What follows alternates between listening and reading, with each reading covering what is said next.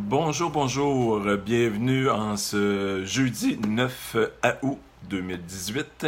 Donc, le temps avance vite dans l'année 2018. Aujourd'hui, je vais vous parler, vous avez peut-être vu le titre, est-ce que le temps c'est de l'argent est de l'argent? Dans ce sens-là, je veux vous amener une petite analogie pour vous sensibiliser à ce que le temps est de l'argent quelque part. Avant que les gens arrivent et tout ça se connectent, je profite de l'occasion de me présenter, Frédéric Huillon. Alors, j'ai le site internet, le site web lefinancier.com, P-H-Y-N-A-N-C-I-A-R. J'en profite un peu pour expliquer d'entrée de jeu un peu le pourquoi. On m'a posé dernièrement encore pourquoi je l'écris comme ça, et j'ai comme blagué en disant c'est pas comme ça que ça s'écrit, financier. Non, effectivement, je sais très bien que ça s'écrit pas comme ça, mais c'est une petite bulle au cerveau il y a quelques années, et qui a quand même un fond à quelque part du pourquoi que j'ai fait ça. Donc, PHY pour physique, rendre pratique les finances de la vie de tous les jours, vulgariser les finances personnelles. C'est un peu une vision que j'ai qui me tient à cœur. Je pense que j'ai acquis beaucoup de connaissances, de compétences dans ce domaine-là. Et j'œuvre déjà dans le secteur des rapports d'impôts pour particuliers et travailleurs autonomes que je développe d'année en année et de bouche à oreille, de bouche à oreille, je cherche le terme, de bouche à oreille, oui. Donc ça se développe d'année en année.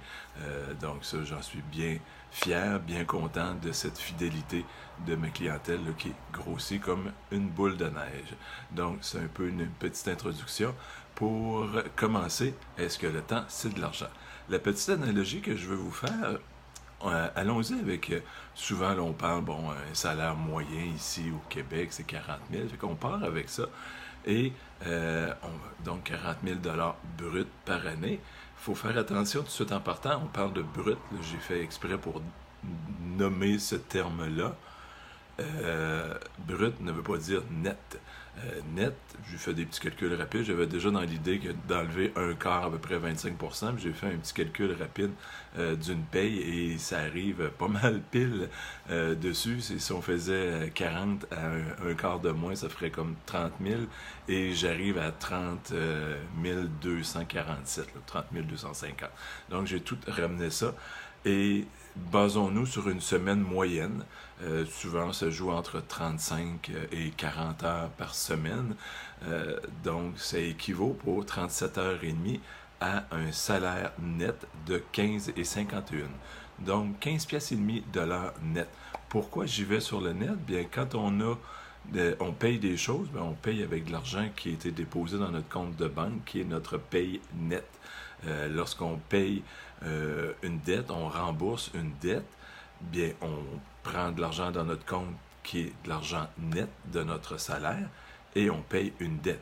Donc, on ne paye pas avant l'impôt, on paye après. Quand on veut jouer avant impôt, on s'enligne un petit peu plus du côté des travailleurs autonomes, où est-ce qu'on gagne un revenu, il y a des dépenses d'affaires et on est imposé en bas. Donc, l'impôt est en bas. Ça, c'est un autre sujet. Je m'excuse, une parenthèse que j'ai ouverte qui n'était pas prévue dans le petit live d'aujourd'hui. Donc, 15,5 $ de l'heure qu'on gagnerait, ce qui veut dire que beaucoup de gens, de collègues de travail, si vous êtes employé, le jeudi et ou le vendredi, il y a le petit dîner rituel, le petit dîner traditionnel en équipe, entre collègues. Si le petit dîner coûte 15,5 $, bien, il faut penser qu'on vient de travailler 1 heure pour ce dîner-là. Hein? L'analogie que je vous parle, c'est de dire, maintenant, quand je dépense, combien d'heures je dois travailler pour cette dépense-là nette, bien entendu. Un loyer de 800 $, on est à peu près à 51 heures et demie dans le mois qu'il faut travailler pour payer son loyer. Est-ce que je veux travailler plus d'heures pour avoir un meilleur loyer, ou je suis prêt à couper un petit peu et qu'il y ait des heures de mon travail à moi, de mon énergie. Hein? On dit à quelque part que tout est énergie dans ce monde. Donc, l'énergie que j'ai, moi, à donner pour un employeur ou pour moi-même si je suis travailleur autonome, bien, où je veux la mettre pour qu'elle soit le plus profitable pour moi, pour mon style de vie. Et c'est bien entendu que si vous êtes une jeunesse comme moi, 52 et moins, ben on a toute cette énergie-là et on peut en redonner et gagner plus de sous. C'est une façon de voir. Là. Je rigole en disant une jeunesse comme moi. Et si vous avez 53 et plus, malheureusement, ben, vous êtes possiblement sur un déclin d'énergie. Donc, j'essayais de le faire sans trop rigoler par rapport à ça, mais juste pour dire qu'à un certain moment, le corps, à un moment donné, nous envoie des signaux en disant, ben là, tu as été capable de donner du 50, 60, 80 heures, 90 heures par semaine pour maintenir un style de vie que tu as bien voulu te payer, mais à un moment donné, le corps, il va t'envoyer des signaux en disant, ben, la machine, il faudrait qu'elle donne un petit peu moins d'heures. Il y a moins d'huile pour huiler les fixatures, les joints, les coudes, les genoux et des choses comme ça. Donc, vous voyez quelque part que l'énergie est là, le temps est important et il faut y aller dans le bon sens. Je parle d'augmenter le style de vie. Je vous lance rapidement 3 idées. Comment est-ce qu'on peut augmenter ce style de vie-là? Parce que j'ai mettons, ma semaine, mon travail à 37h30. Pour la majorité des gens là, ont un travail régulier. Donc, comment je pourrais faire pour augmenter? Est-ce que je m'endette?